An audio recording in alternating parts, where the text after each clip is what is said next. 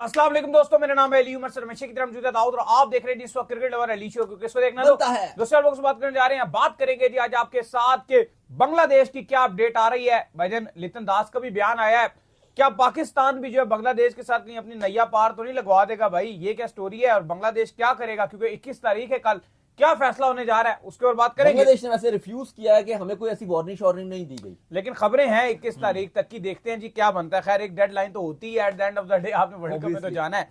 इसके बाद जो अपडेट आ रही है जी वो आ रही है हारिस रऊफ को लेकर। उनका तो लग रहा है कि पत्ता कट ही जाएगा, लेकिन बाबर आजम की भी पुअर फॉर्म कंटिन्यू है और माइट भी पॉसिबल, क्या हो सकता है कि बाबर आजम भी टी20 वर्ल्ड कप के स्क्वाड से बाहर हो जाए। ये क्या स्टोरी है वो भी आपको बताएंगे। बात करेंगे आज बांग्लादेश प्रीमियर लीग में आखिरी बॉल पर चाहिए था 6 रन और बॉलिंग पर थे वन एंड ओनली, जो मतलब क्रिकेट की उनको जरूरत है, उनको क्रिकेट की जरूरत नहीं है, one and only Rana Faheem Ashraf. पर हुआ क्या हुआ उस पर बात करेंगे। बात करेंगे शुएब मलिक के हवाले से, रिटायरमेंट ऐलान कर दिया उन्होंने, किस रोल में आ सकते हैं भाई? रिटायरमेंट ऐसे तो नहीं आई है, क्या कहानी है, क्या पकड़ा है सियालकोट और शुएब मलिक के दरमियान, इस पर गुफ्तगू करेंगे। और पाकिस्तान क्रिकेट बोर्ड ने यह फैसला किया है कि वो जो पर्स एक बनेगा ना जिससे आप प्लेयर्स को पिक करेंगे, उसमें भी हम एक extra money Pakistan cricket board भी देगा। वो क्या होगी और उसकी क्या सिचुएशन है वो भी आपको बताएंगे। और अगर वो हो जाता है तो अली साहब एक एक टीम के लिए पीकेआर में 50 करोड़ से भी ऊपर के अमाउंट बन रही है। बिल्कुल, तो अगर आप हमारे चैनल पर पहली बार हैं, चैनल को सब्सक्राइब करें, साथ में हो जाना। अच्छा यार, एक इंसिडेंट जो है वो पेश आया हुआ कुछ दिनों से कराची में गुल प्लाजा का। जब भी हमको अब टीवी ऑन करते हैं तो मैं, क्योंकि पर्सनली तो ना मैं कराची रहता हूं ना मैं कभी गुल प्लाजा को देखा है, लेकिन चूंकि जिस तरह से मैं लोगों से सुन रहा हूं कि लोगों की बड़ी मेमोरीज और बहुत बड़ा प्लाजा था, बचपन से लोग जो है वहां आ जा रहे हैं, और जिस तरीके से वहां पर एक इंसिडेंट पेश आया और जिस तरह की विजुअल्स देखने को मिल रही हैं, चलो सामान का नुकसान हो जाए ना, अल्लाह माफ करे, वो कोई मसला नहीं होता, वो इंसान के चलते रिकवर हो ही जाता है कभी ना कभी। यहां पर आपका सामान चला जाए, दुकान चली जाए कोई, लेकिन जो इंसानी जान है ना वो रिकवर नहीं हो सकती। तो सबसे ज्यादा जो दुख हो रहा है वो ये हो रहा है कि जो लोग अंदर फंसे और फिर बाद में आग में झुलस के जो मर गए, उनके लिए दिल से बड़ा अफसोस है। और अली साहब जो वीडियोस आ रही हैं उनकी आखिरी बार राब्ते में फोन कर रहे हैं, वो भी बड़ी दिल दहला देने वाले वाकया है। क्योंकि अभी कुछ अरसा पहले की बात है, एक 2 महीने पहले रावलपिंडी लियाकत बाग में एक आग लगी थी, सुबह का टाइम था, तो वहां पे मैं था और वहां पे मैंने देखा किस तरह से रेस्क्यू किया गया और लोग फंस गए थे। वो पूरा मंजर मैंने वहां पर देखा था। लेकिन शुक्र है कि वहां पर जो है वो रेस्क्यू टीम ने 3-4 घंटे में उन सबको रिकवर कर लिया था। लेकिन जहां पर जो हालत हुई है कि रिकवरी हो ही नहीं पा रही, जगह भी बड़ी है और पथेटिक सिंध की जो इंतजामिया है, सॉरी टू से, लेकिन जो वहां की जो स्पेशली गवर्नमेंट है उसका जो रोल इस सब में नजर आया वो एक इंतहाई नाकिस, इंतहाई पथेटिक, इंतहाई पुअर। पंजाब में जो लोग रहते हैं ना, आप अगर कभी कराची गए हो, हम लोग भी अक्सर जो है कराची गए, यकीन करें एक टाइम पर शुक्र अदा जरूर किया करें कि आपका ताल्लुक कहीं ना कहीं जो आप पंजाब में रहते हैं, क्योंकि जो हालात कराची में लोगों के बनाए हुए हैं ना इन्होंने, ये सिंध की जो गवर्नमेंट है ये इतनी पथेटिक और इतनी पुअर और इतनी करप्ट है, बढ़कर इतनी करप्ट है, ये मैं मुंह से मतलब गालियां निकलनी चाहिए कि इतनी फारिग तरीन ये गवर्नमेंट है कि आप सोच भी नहीं सकते हैं ये जो वहां के लोग कराची बहुत बेटर डिजर्व करता है। उसकी वजह यह है कि कराची चलता है तो पाकिस्तान पलता है। ऑब्वियसली कराची बहुत रेवेन्यू जनरेट करके देता है, कराची बहुत बेटर डिजर्व करता है, और उसको आपने बिल्कुल ऐसा लगा कि लवारिसों की तरह छोड़ दिया। कराची के साथ इंतहाई ज्यादती हो रही है और सब कुछ वो करके देता है, लेकिन जो भी जानी नुकसान हुआ है हम बस दुआ कर सकते हैं कि उनके घर वालों को सब्र अल्लाह ताला अता फरमाए, और जो वहां पर जख्मी हुए हैं या जिनकी जानें चली गई हैं उनके लिए भी बस सिर्फ दुआ की जा सकती है। लेकिन यकीन मानिए कि ये दिल बड़ा अफसरदा हो रहा है, दिल अफसरदा, और जब टीवी लगा रहे हैं तब जो है पूरा घराना परेशान हो रहा है। खैर जिसके बाद जो अपडेट आ रही है हमारे पास, वो अपडेट आ रही है बांग्लादेश के हवाले से। तो बांग्लादेश जो है वो गले की हड्डी बना हुआ है वर्ल्ड कप के हवाले से, ना आर हो रहा है ना पार हो रहा है, ना आईसीसी उसको निकल पा रहा है, ना बीसीसीआई जो उसको निकल पा रहा है। एक टाइम पर तो ये सिचुएशन जो पाकिस्तान इंडिया की आपस में लगी होती थी, लेकिन इस बार बांग्लादेश ने अपना पेचा ऐसा लड़ाया है कि बांग्लादेश कह रहा है कि अब हम भी जो इसके अंदर जो लंबाई चलेंगे। दाऊद साहब, एक तो खबर ये थी जो कि हमने आपको बताई थी कि खबर ये थी कि 21 तारीख की आ रही थी कि बांग्लादेश का फाइनल फैसला कर दिया जाएगा 21 को, और दूसरी तरफ से बांग्लादेश की तरफ से ये खबर आ गई है। वो अक्सर खबरों को डिने कर रहे हैं, जो खबर एक आती है वो अक्सर बाद में डिने कर देते हैं कि भाई ऐसा कोई खबर नहीं है, ऐसा कोई चीज नहीं है, खबरें तो इंडियन मीडिया की तरफ से वहीं से आती है, फिर बाद में वो डिने कर जाते हैं। तो अब बांग्लादेश ये कह रहा है कि भाई हमें ऐसी कोई डेडलाइन शेडलाइन नहीं दी हुई है। खैर लितन दास जो उनके कैप्टन है, उनकी टीम को लीड करेंगे, वो भी आए हैं, उनका भी बयान आया। क्या कहा जी उन्होंने? नहीं, उन्होंने कहा कि मुझे कोई श्योरिटी नहीं है, ना ऐसा टीम बांग्लादेश को पता है कि आया हम बांग्लादेश वर्ल्ड कप खेलने के लिए जाएगी नहीं जाएगी, क्या बनेगा, बिल्कुल क्लियरिटी नहीं है। ना बांग्लादेश क्रिकेट बोर्ड ने हमसे बात किया, क्योंकि जाहिर है इसमें बांग्लादेश क्रिकेट बोर्ड को खुद भी नहीं पता। लेकिन अली साहब अभी पाकिस्तान क्रिकेट बोर्ड की भी बात करना बड़ा जरूरी है, क्योंकि कल से खबरें चली, हमने भी चलाई कि वर्ल्ड कप की तैयारियां रोक दी हैं। चेयरमैन मोहसिन नकवी ने अंदिया दिया। अब जाहिर है लोग काफी इस पर मजाक भी कर रहे हैं, ये कौन सी तैयारियां हैं, क्या खिलाड़ियों को कहा गया कि आप प्रैक्टिस ना करें, ये ना करें, वो ना करें। लेकिन देखो अली साहब, अब क्योंकि पाकिस्तान बांग्लादेश के साथ तो खड़ा हुआ है, लेकिन इस सारे सिनेरियो में अगर आप एक चीज देखो, पाकिस्तान क्रिकेट बोर्ड का जब ये बयान आया, वो बड़े टाइमली बयान आया कि हम भी अपने वर्ल्ड कप की शिरकत को एक बार दोबारा से रीअसेस करेंगे या हम बाइकआउट कर सकते हैं। अब हुआ यह था कि जो आईसीसी की एक मीटिंग हुई ढाका में बांग्लादेश के साथ, वो चले गए। भारतीय मीडिया ने रिपोर्ट किया कि 21 जनवरी आखिरी डेट है और इसके बाद आईसीसी वर्ल्ड कप का फैसला सुनाएगा। आया बांग्लादेश के खिलाफ वो फैसला आ सकता है, ये भारतीय मीडिया ने रिपोर्ट की और कहा कि हाँ उनकी बात मानी भी जा सकती है। साथ ही पाकिस्तान क्रिकेट बोर्ड की तरफ से भी बयान है, उन्होंने कहा कि वर्ल्ड कप की तैयारियां रोक दी जाएं, वर्ल्ड कप की तैयारियां रुक जाएंगी और पाकिस्तान, अगर बांग्लादेश के साथ कोई भी ज्यादती की गई या उनको वर्ल्ड कप से बाहर किया गया तो बांग्लादेश नहीं पाकिस्तान भी बाहर होगा। अब इस सब में नारी साहब जो एक मजेदार चीज है वो ये है कि आईसीसी शदीद प्रेशर हो गया। ये 2 दिन का जो गैप था ना, इसमें आईसीसी ने फैसला लेना था। अब वो बांग्लादेश के खिलाफ भी हो सकता था, बांग्लादेश के हक में भी हो सकता था। अब अगर आईसीसी वो फैसला बांग्लादेश के अगेंस्ट लेने जा रहा हुआ तो अब आप ये देखो कि जब टेबल पे बैठेगा आईसीसी और उसके ऑफिशियल्स और वो फैसला करेंगे, लेट्स सपोज कि अगर वो फैसला करने जा रहे होंगे कि हम बांग्लादेश को वर्ल्ड कप से बाहर कर रहे हो, अगर ये फैसला होना हुआ जो कि भारतीय मीडिया रिपोर्ट कर रहा था कल, तो अली साहब फिर क्या होगा? फिर ये होगा कि अब उनको एक और भी उनको आप कह लो कि डंडा आ रहा है और वो है पाकिस्तान की तरफ से। बांग्लादेश का तो शायद वो समझ रहे होंगे कि हम झेल लेंगे, लेकिन वो कहेंगे अगर यार, अगर इस टाइम पर, आखिरी टाइम पर, बिल्कुल लास्ट मिनट पे पाकिस्तान ने बोल दिया कि हम नहीं खेलेंगे, तो क्या आईसीसी का पूरा वर्ल्ड कप खराब नहीं हो जाएगा? तो मुझे लगता है कि पाकिस्तान क्रिकेट बोर्ड ने बहुत ही टाइमली और बहुत ही अच्छे तरीके से वो जो गेम थी, वो जो शतरंज के आप कहते हो इक्के थे, वो बहुत ही अच्छे तरीके से इन्होंने चलाए हैं और इस टाइम आईसीसी को प्रेशराइज कर दिया। लेकिन आपने भी अपना स्क्वाड भी तो डिले कर दिया ना सारे चक्कर के चलते। डिले था वही तो आप, और नहीं ये बहाना भी मिल गया ना आपको कि हमने जो अभी आपकी जो कैंपेन है वो हमने इसलिए रोक दी है। उसके बारे में बात करेंगे, वो आपके और भी बहुत सारे रीजंस है जो आप स्क्वाड डिले कर रहे हो, वो आपकी सिलेक्शन, वो आपका, देखो ये जो आप बात हम कर रहे हैं ना अभी वर्ल्ड कप की तैयारियों के वाले से, ये वो, इसका ताल्लुक कोच माइक हसन के साथ नहीं है, इसका ताल्लुक सिलेक्शन कमेटी के साथ नहीं है, इसका ताल्लुक आगा के साथ। लेकिन आप बस कर दो ना, और मतलब दुनिया की आखिरी टीम क्यों बन जाते हो हमेशा सारी जिंदगी? आपने एक जो पक्का वो पकड़ा होता है कि हम दुनिया की आखिरी टीम बनेंगे जो वर्ल्ड कप का स्क्वाड अनाउंस करेंगे, किसी को कॉन्फिडेंस ही नहीं, अभी तक पता ही नहीं है कि वर्ल्ड कप के अंदर क्या है भाई। और आप वो, चलो अभी उस पर बात करते हैं, अभी इस मामले को जल्दी से पहले क्लोज अप करते हैं, फिर वर्ल्ड कप के स्क्वाड के हवाले से और उस पर काफी सारी बातें भी हैं, कुछ खबरें भी हैं, वो भी शामिल करेंगे। लेकिन अली साहब, अब ये जो मामला है, अब बांग्लादेश क्रिकेट बोर्ड ने तो कहा कि भाई ऐसी कोई बात नहीं, और आज भी बांग्लादेश की तरफ से स्टेटमेंट आता है कि उनके ऑफिशियल ने अपने लोकल बांग्लादेशी मीडिया से बात की, उन्होंने कहा जी कि पूरे इम्कानात है कि हमारी बात मानी जाएगी, आईसीसी हमारे खिलाफ फैसला नहीं करेगा और कोई ऐसी डेडलाइन नहीं है जो इंडियन मीडिया में चल रही है कि हमारे अगेंस्ट बात हो जाएगी। आईसीसी को हमने अपना पूरी तरीके से मौका समझाया कि हमें सिक्योरिटी कंसर्न्स है इंडिया में और आईसीसी हमारी बात सुनेगा और हमारे मैचेस श्रीलंका में शिफ्ट कर दिए जाएंगे। हमने एक बड़ा अच्छा सोल्यूशन भी दे दिया है और वो ये दिया है कि जो बांग्लादेश है उसको ऑस्ट्रेलिया श्रीलंका वाले ग्रुप में डाल दिया जाए, आयरलैंड या जिम्बाब्वे किसी को भी आप दूसरे ग्रुप में भेज दो। तो बांग्लादेश तो कॉन्फिडेंस नजर आ रहा है। अब अली साहब, ये सवाल ये है कि जो काफी अवाम पूछ रही है कि क्या पाकिस्तान वर्ल्ड कप से बाइकआउट कर देगा, काफी लोग इस हवाले से परेशान भी है। देखो मैं आपको बताऊं कि ना इस टाइम पाकिस्तान क्रिकेट बोर्ड को भी ये बात पता है, 100% पता है कि अगर पाकिस्तान क्रिकेट बोर्ड यहां पे बैक मारता है ना कि हम नहीं खेल रहे, तो आईसीसी उनकी बात मानेगा और ये उनको 99 इस टाइम 100% यकीन है कि आईसीसी अगर वो कहेंगे कि हम भी बैक मार रहे हैं तो आईसीसी कभी भी ये इस टाइम बर्दाश्त नहीं करेगा। आईसीसी उनको फोर्सफुली कन्विंस करेगा, उनसे बात करके उनको खिलाएगा।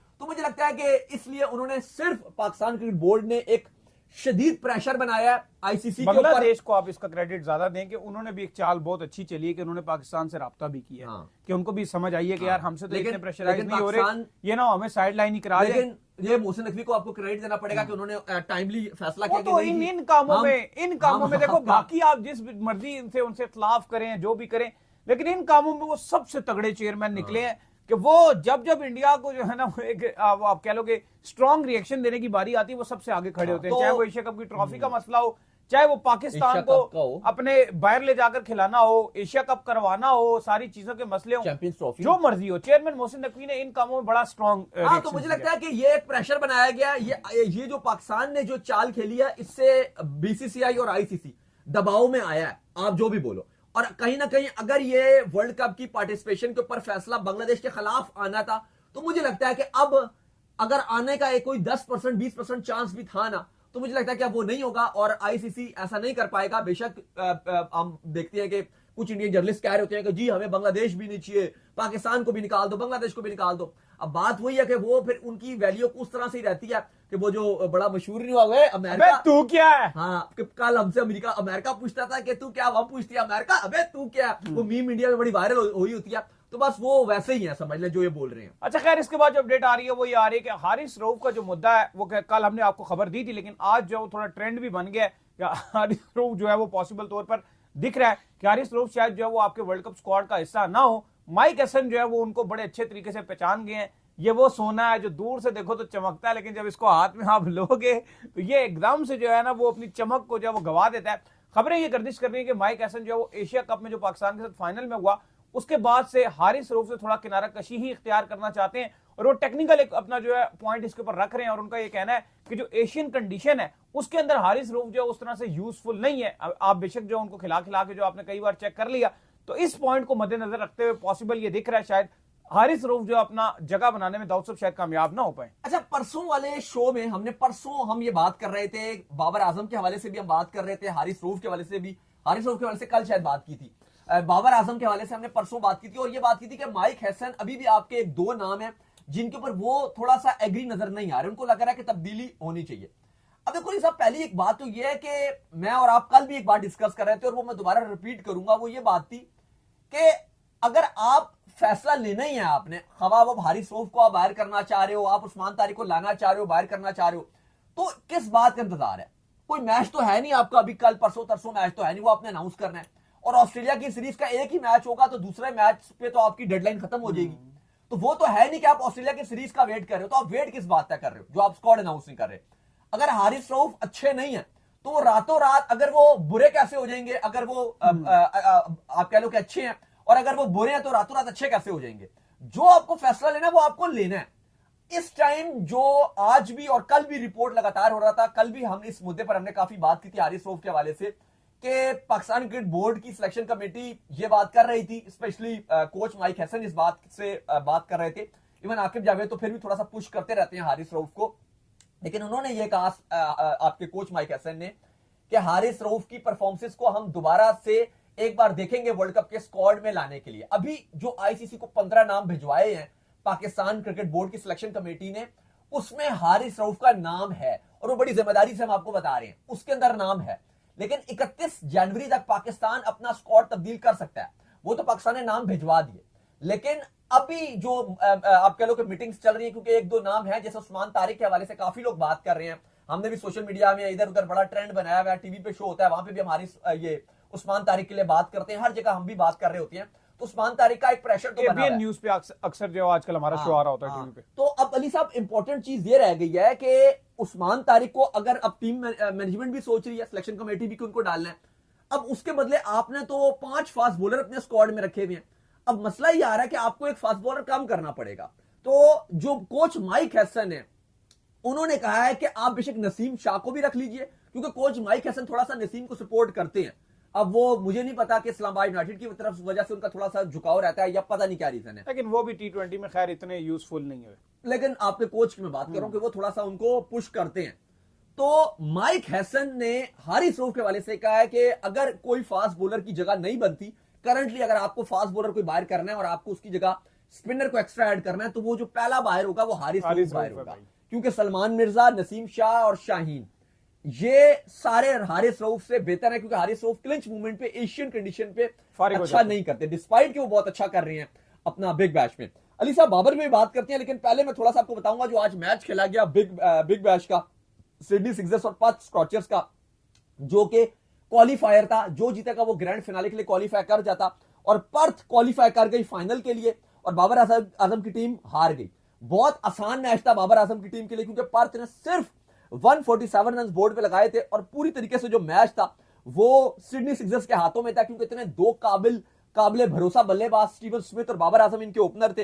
लेकिन बाबर आजम 0 पर आउट हो गए, दो गेंदे खेल के थर्ड अंपायर ने उनको आउट दे दिया। स्टीवन स्मिथ ने 37 रन बनाए 24 गेंदों पे, 2 छक्के 2 चौके मारे, लेकिन बावजूद इसके स्मिथ के अलावा किसी ने रन नहीं बनाया और पूरी सिडनी की टीम 99 पे ऑल आउट हो गई। नहीं, ये आप कह लें कि बड़ी ही एक दिल खराश खबर और बुरी खबर ही है कि बाबर आजम जो है दोबारा से अपनी फॉर्म जो है गवा बैठे। दाऊद, मैं तो हमेशा यकीन करो वो रोना वही रोता हूं, मुझे तब चढ़ती रहती है, पता नहीं क्यों चढ़ती रहती है कि बाबर आजम ने क्यों जो आपका श्रीलंका का टूर उसको रिफ्यूज किया, क्यों लगातार जो बिग बैश लीग खेली और रोज अपने आप को जलील करवाया। अगर सच्ची बात आप मुझसे पूछे ना, बिल्कुल रोज अपने आप को बाबर आजम ने जलील करवाया। क्या सीधा सीधा देखो तो स्मिथ ने रन लेने से रिव्यूज किया, कंट्रोवर्सी बनी, फिर उसके बाद लोगों ने बातें भी इतनी लो स्ट्राइक रेट, ये क्या है यार, पूरी बिग बैश लीग उठाकर देख लो, इतने प्लेयर खेल रहे हैं, इतनी इतनी टीमें, इतने इतने प्लेयर है और सारी दुनिया की टीमों के अंदर से सिर्फ ये 2 ही रह जाते हैं जिनका नाम अबे आखिर से देख मतलब स्ट्राइक रेट में नाम आता है। सबसे आखिर में आपका रिजवान साहब नंबर 1 पे मौजूद है, उसके बाद जो बाबर आजम नंबर 1 पे खेल रहे हैं, हंड्रेड्स ऑफ प्लेयर, सबसे लो स्ट्राइक रेट के साथ ये खेलते हैं, फिर उसके बाद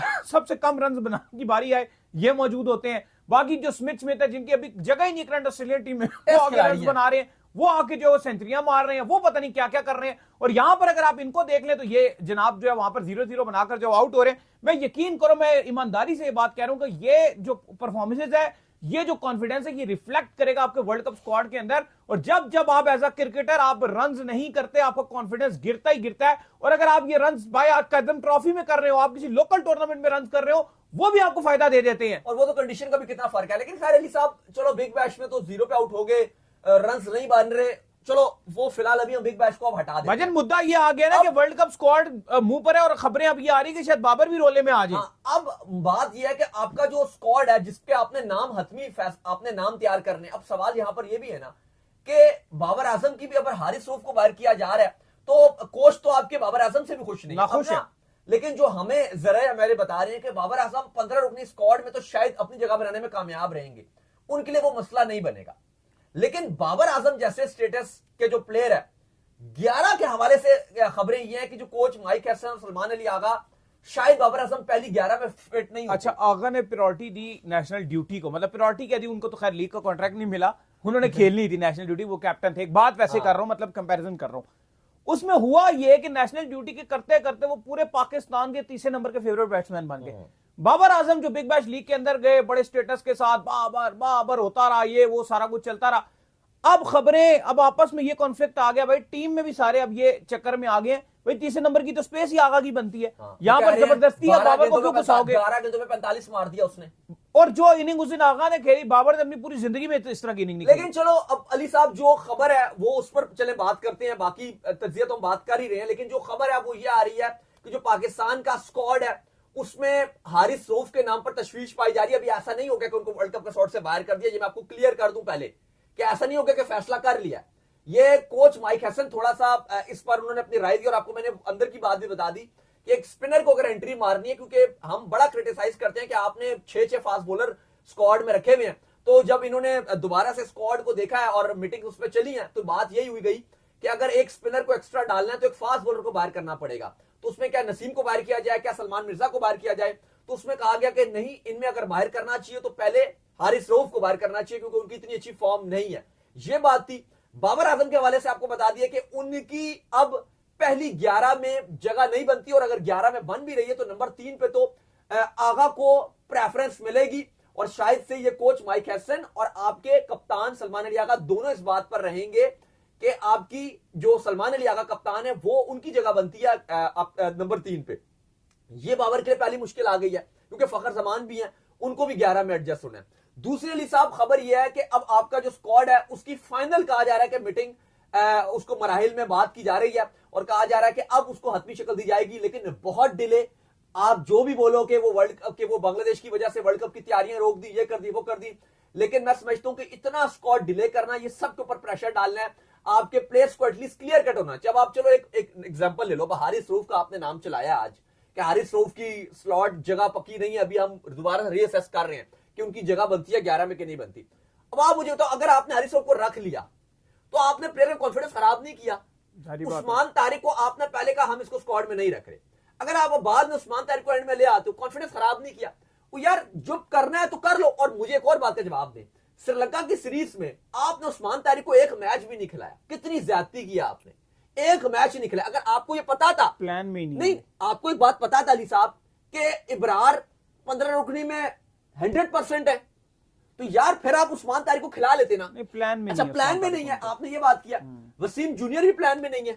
नहीं, वसीम जूनियर भी नहीं है प्लान नहीं में, है, लेकिन उनको तो आपने खिलाई श्रीलंका बस की उनको सीरीज। वैसे ही आपने खिला ये दिया कि देखिए भाई ना। हमारा जो हारिस रऊफ है, आप एक वो जहन बनाकर बैठे हुए थे नहीं, अगर आपका कि वो उनकी जगह आ जाएंगे बस। जो आपका पहला नाम रिजर्व में जा रहा था ना, पहला नाम रिजर्व में, वो आपका वसीम जूनियर था, लेकिन आपने श्रीलंका की सीरीज उसको पूरी खिलाई। लेकिन उस्मान तारिक के साथ ज्यादती हो रही है, उसको आप तब यूज करोगे जब पाकिस्तान मतलब वर्ल्ड कप खत्म होगा, फिर ना ही खिलाओ, फजूल होगा। आप ऐसे उसको फिर वो प्रैक्टिस कराते रहोगे। लेकिन उम्मीद की जा रही है कि अगले 2 दिन के अंदर अंदर जो है वो आपके स्क्वाड के हवाले से आप कह लो कि चीजें बिल्कुल क्लियर हो जाएंगी, अनाउंस ही शायद कर अच्छा दाऊद साहब, बांग्लादेश प्रीमियर लीग का सिलसिला जो है दोबारा शुरू हो गया, जो कि बड़ी अच्छी बात है।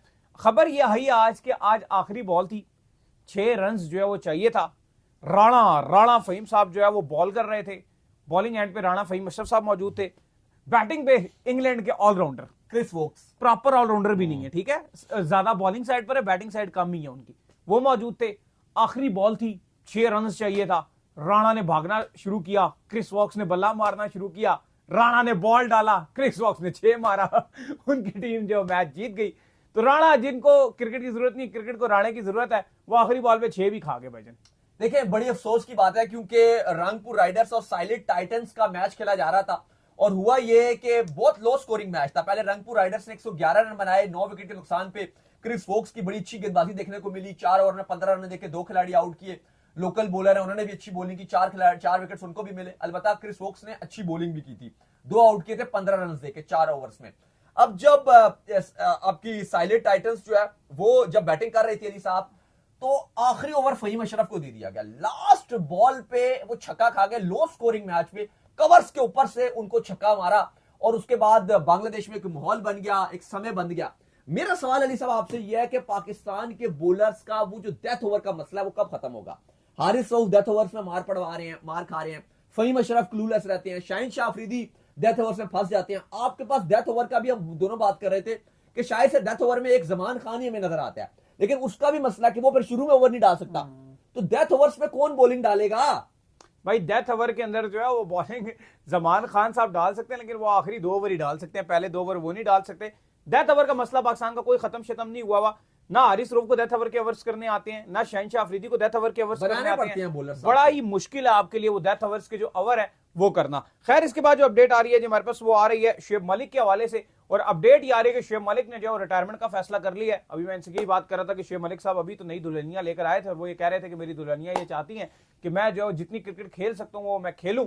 लेकिन खबरें ये हैं, जो हम तक खबरें आ रही हैं, वो ये है कि सियालकोट में वो एक नए रोल में आपको दिख सकते हैं, जिसकी उनको तस्दीक करा दी गई है, जिस वजह से उन्होंने ऐसे टाइम के ऊपर जब वो आकर रिटायरमेंट का जो वो ऐलान कर दिया है। अब वो ब्रांड एम्बेसडर के तौर पर आ सकते हैं या किसके तौर पर आ सकते हैं, या आगे चलकर चीजें मजीद जो वो क्लियर हो जाएगी। लेकिन अब तक खबरें हैं कि सियालकोट उनको किसी भी कोचिंग रोल या कोई भी रोल जो है वो देगी और अपनी टीम के साथ मुंसलिक करेगी। देखिए बिल्कुल सियालकोट के वाले से भी अपडेट है कि उन्होंने अपने 5 नाम शॉर्टलिस्ट किए, और उसके बाद वो अपना कोई एक बड़ा नाम जो है सिलेक्ट करेंगे, भी आपको वो नाम भी बताते हैं। लेकिन आज शुएब मलिक ने पीएसएल को खैर बात कह दी, और आई थिंक एक अच्छा फैसला है। मैं इसको एक अच्छा फैसला बोलूंगा, क्योंकि पिछले साल जब शुएब मलिक खेल रहे थे तो परफॉर्म बिल्कुल भी नहीं कर पा रहे थे, बिल्कुल परफॉर्म नहीं कर पा रहे थे। प्लस ख्वाजा नाफे जैसे खिलाड़ी है, यंगस्टर्स उनकी जगह भी ले रहे थे। तो हम भी फिर प्रेस कॉन्फ्रेंस में जब भी सऊद शकील या प्रेस कॉन्फ्रेंस के अलावा भी जब हमें मिलते थे पीएसएल में, तो हम उनसे ये सवाल करते थे कि सऊद भाई आप खुद देखिए कि मलिक की कहां पे टीम में जगह बनती है। तो वो बात ये कर रहे होते थे कि सीनियर खिलाड़ी या सीनियर्स को आपको पता है इस तरह से बाहर नहीं कर सकते। उस टाइम पे ख्वाजा नाफे की जगह थी एक्चुअल में। हाँ, वो खुद मानते थे, इवन प्रेस कॉन्फ्रेंस में हमने सवाल किया, वहां पे भी माना, ऑफ द कैमरा भी उन्होंने माना। लेकिन बात वही थी कि वो सीनियर खिलाड़ी थे। अब सऊद भी थोड़े से, अगर आप देखो जो पर्सनैलिटी है उनकी, वो उस तरह से नहीं है, थोड़े से शरीफ इंसान है, शरीफ बंदे हैं। तो वो कहते हैं नहीं, अब सीनियर खिलाड़ी हैं तो फिर इनको खिलाना पड़ेगा। लेकिन आई थिंक शुएब मलिक की बिल्कुल भी जगह नहीं बन रही थी। बहरहाल उनका बेहतरीन कैरियर रहा है पीएसएल का, ऑलमोस्ट सब टीमों की तरफ से वो खेले हैं। मास्टर रॉयल लाहौर के अंदर के, पेशावर ज़ल्मी की तरफ से भी खेले हैं सॉरी, कराची किंग्स से उन्होंने अपने कैरियर का आगाज किया था, कप्तानी भी वहां पे की थी। फिर वो शुरू में आपको पता है इंसिडेंस आ गया था रवि बोपारा के साथ, फिर बोपारा ने इनसे कप्तानी ले ली थी, फिर बोपारा की भी कप्तानी चली गई थी। फिर मलिक ने कराची भी छोड़ दी थी, मुल्तान के लिए भी खेले, कोयटा, ऑलमोस्ट सब टीमों में खेले हैं, सिर्फ लाहौर में नहीं गए। लेकिन अब खबरें ये हैं कि सियालकोट के अंदर उनको एक बड़ा रोल दिया जा सकता है। अब वो देखते हैं कि या तो मेंटोर रहते हैं या तो कोच रहते हैं। प्लस अली साहब जो सियालकोट की टीम है वो उसने अपनी मीटिंग बुला लिया, और अब चूंकि टाइम बहुत कम रह गया, गालिबन 30 तारीख को आपका ऑक्शन भी हो सकता है, अभी उसकी डेट कंफर्म नहीं है। लेकिन जो रिटेंशन है उससे पहले सियालकोट को अपना नाम भी अनाउंस करना है। तो एक दिन में तकरीबन या 2 दिन के अंदर आपको सियालकोट अपना नाम बता देगा। सियालकोट ने 5 नाम शॉर्ट लिस्ट किए हैं, वो कौन सा नाम है आप कमेंट में भी हमें बताइएगा कि आपको कौन सा अच्छा लग रहा है। लेकिन हम आपको पहले बता देते हैं, सियालकोट स्टैलियंस सबसे ऊपर उन्होंने अपनी एक पहला नाम रखा है सियालकोट स्टैलियंस, दूसरा नाम रखा है सियालकोट सिक्सर्स, सियालकोट सिक्सर्स, तीसरा नाम है सियालकोट फॉल्कन्स, चौथा नाम है सियालकोट शाहीन्स और फिर सियालकोट थंडर्स। मैं ब्रांड स्टैलियन, अगर इन्होंने प्रेफरेंस आपको सियालकोट की टीम उठाई है ना वहां पर ऑक्शन में, तो सबसे मार्केट वैल्यू जितने सिटीज थे ना उनमें अली साहब सबसे मार्केट वैल्यू सियालकोट की थी, और वो सियालकोट स्टैलियंस की वजह से ऑलरेडी बना हुआ ब्रांड है। ब्रांड ये पेशावर जलमी शलमी ये वो सब चीजें जो है ब्रांड बनेंगी, मतलब बने हैं मेहनत करके सारा कुछ, लेकिन स्टैलियन जो है वो ऑलरेडी एक ब्रांड है। तो पहली ही आप कह लें कि पहली लीग जब जिस टाइम होनी है इनका, मतलब पहला ही जो एडिशन होना है इनकी टीम की एंट्री का, उसमें ही आप देखेंगे इसकी वैल्यू कितनी। बाकी अभी हैदराबाद की तरफ से अभी अपडेट नहीं आई, लेकिन कहा जा रहा है कि वो भी 2 दिन में अपना नाम अनाउंस करने के लिए जा रहे हैं। अब देखते हैं कि हैदराबाद वाले अपने साथ क्या नाम लगाते हैं, लेकिन उम्मीद करते हैं कि बड़ा अच्छा नाम रहेगा। हैदराबाद की भी काफी बात की जा रही होती है, और ये भी अपडेट्स हैं कि ये जो दोनों टीम्स हैं आपकी हैदराबाद और सियालकोट, क्योंकि आपको पता है कल पाकिस्तान क्रिकेट बोर्ड ने जो ऑक्शन की अपडेट दी थी उसमें यह भी बता दिया था कि एक एक खिलाड़ी सारी फ्रेंचाइजेस अपनी डायरेक्ट साइन कर सकती हैं, और वो डायरेक्ट साइनिंग की शर्त ये थी कि पिछला साल वो खिलाड़ी ना खेला हो, तो और वो आपका जो पर्स है उसमें से पैसे काउंट नहीं होंगे। अगर आप लेना चाहो तो ले सकते हो, ना भी करना चाहो तो आप डायरेक्ट साइनिंग नहीं भी करो। लेकिन अली साहब अपडेट्स ये कि ये जो 2 फ्रेंचाइजेस हैं ये अपनी मर्जी का कोई भी बड़े से बड़ा नाम ला सकती हैं। अब उसमें ग्लेन मैक्सवेल भी हो सकता है, हैरी ब्रूक भी हो सकता है, बेन स्टोक्स आईपीएल नहीं खेल रहे, आप उनको कन्विंस कर सकते हो, क्योंकि पैसों की कमी तो है नहीं, 20 करोड़ 25 करोड़ भी आप दे सकते हो। लेकिन आई होप कि ये जो 2 टीम्स हैं ये पीएसएल की शान में और इजाफा करेंगी। अच्छा, इसके बाद जो खबर आ रही है वो ये आ रही है कि पीएसएल में जो हमने आपको बताया था कि ऑक्शन मॉडल जो वो आ रहा है उसमें जारी बात है, फिर जारी बात है वो उसमें एक एक जो है पर्स जो है वो सारी टीमों को जो दिया जाएगा, यानी कि अमाउंट जो है सारी टीमों को दी जाएगी कि यार इतना पर्स है आपके, इसके अंदर अंदर जो आपने जो है इन खिलाड़ियों को जो है पिक करना है। तो इसमें अब ये खबरें आ रही है कि पाकिस्तान क्रिकेट बोर्ड जो है वो $4 लाख जो है वो अपनी तरफ से फी कस टीम को जो है वो अदा करने के लिए जा रहा है कि लीजिए, अगर आप जो है वो इतनी हिम्मत कर रहे हैं कि आप इसको ऑक्शन मॉडल में कन्वर्ट कर रहे हैं और इतने पैसे आप भरने को तैयार हैं, तो हमारी तरफ से गिफ्ट के तौर पर रख लीजिए और आप इन पैसों को भी शामिल करके प्लेयर्स को जो पिक कीजिए। क्योंकि पाकिस्तान क्रिकेट बोर्ड बहुत खुश है जिस तरीके से उनका ये पैसे जिस तरह भरे हैं इन 2 फ्रेंचाइजीज ने, तो इस वक्त पाकिस्तान क्रिकेट बोर्ड कह रहा है अब उनके पास पैसा बहुत है, लगा तू।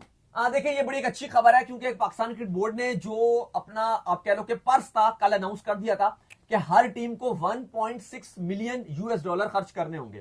तकरीबन पीकेआर में वो जो डॉलर के रेट के हिसाब से उन्होंने $1 का रेट भी लॉक किया है। 45 करोड़ रुपए हर फ्रेंचाइज को अपना जो प्लेयर रोस्टर है, अभी वो बताएगा पाकिस्तान क्रिकेट बोर्ड, 20 का चलो आप कह लो कि 20 आपको प्लेयर रखने हैं और आपको जो आपका बजट है वो 45 करोड़ है। तो आज पाकिस्तान क्रिकेट बोर्ड ने खबर आ रही है, अभी ऑफिशियल अनाउंस नहीं किया गया, ये भी 1 से 2 दिन में अनाउंस हो जाएगा, लेकिन हमारे तक ये खबर पहुंच गई, हमारी कोशिश होती है कि आपको पहले बता दें। तो खबर ये आ रही है कि पाकिस्तान क्रिकेट बोर्ड $4 लाख हर टीम को देने का फैसला कर रहा है। ये तकरीबन पीकेआर में 11 करोड़ बनेंगे, अभी एग्जैक्ट मुझे नहीं पता डॉलर के हिसाब से क्या बनेगा, लेकिन तकरीबन 10 से 11 करोड़ ये बनेगा। तो 8 की 8 फ्रेंचाइजेस को पाकिस्तान क्रिकेट बोर्ड के कहा 11 करोड़ आपके, 11 आपके, 11 आपके, 11 आपके, और ये भी आप लगा दो जब आप प्लेयर्स खरीद रहे होगे। तो अली साहब जो बजट आपका बन जाएगा एक टीम का वो तकरीबन 55 करोड़ का बन जाएगा। और ये अब पाकिस्तान क्रिकेट बोर्ड की जो आपकी एक टीम की वैल्यूएशन है और नीलामी की अगर आप टोटल पर्स देखो तो ये आईपीएल के बाद दुनिया की most second expensive league officially तौर पर पीएसएल बन जाएगी। क्या बात है। आईपीएल में 120 करोड़ की एक आप कह लो कि टीम बनती है, यहां पे बनेगी आपकी 55 करोड़ में। ठीक है, आप बोलोगे वो इंडियन रुपीस है 120 करोड़, ये पीकेआर है, लेकिन हम बात कर रहे हैं करोड़ की, यहां आईएनआर या पीकेआर नहीं लग रहा। तो 120 करोड़ में इंडिया की टीम की एक बनती है, आईपीएल की एक फ्रेंचाइज की, और पीकेआर में आपकी अब फिलहाल अभी तो 45 करोड़ है, लेकिन अगर पीसीबी अपना 10 करोड़ इस पे ऐड कर देता है तो आपका 55 करोड़ का आपका होगा, और उसमें आपके बड़े बड़े नाम शामिल आ सकते हैं। क्योंकि अगर आप मैक्सवेल को 20 करोड़ दे दोगे तो क्यों नहीं वो आएंगे, बड़े खिलाड़ियों को अगर आप हाई अमाउंट दोगे, ठीक है, फिर आपकी टीम कॉम्बिनेशन खराब हो सकती है, फिर आपको बाकियों को कम में लेने पड़ेंगे, लेकिन बहुत मजा आने जा रहा है और पीसीबी ने एक अच्छा फैसला किया। तो चलें जी, उम्मीद करते हैं आज का हमारा शो आपको आएगा पसंद। वीडियो को लाइक कीजिए, हमारे चैनल को सब्सक्राइब कीजिए, साल के बेल आइकन को बजाइए। एक और काम कर लीजिए और वो ये कर लीजिए कि आप जो इंस्टाग्राम के ऊपर जो जाइए और इनको फॉलो कीजिए। इंस्टाग्राम पे मुझे फॉलो कर लीजिए, वहां पे मैं मौजूद हूं, दाऊद क्रिकेट के नेम से। अगर आपको कोई सवाल हो तो भेजिएगा और इनको भी फॉलो मुझे फॉलो कीजिए। मैं क्रिकेट लवर अली ऑफिशियल के नाम से लिंक डिस्क्रिप्शन में मौजूद है, जाइए फॉलो कीजिए। नेक्स्ट वीडियो में ख्याल रखिएगा अपना।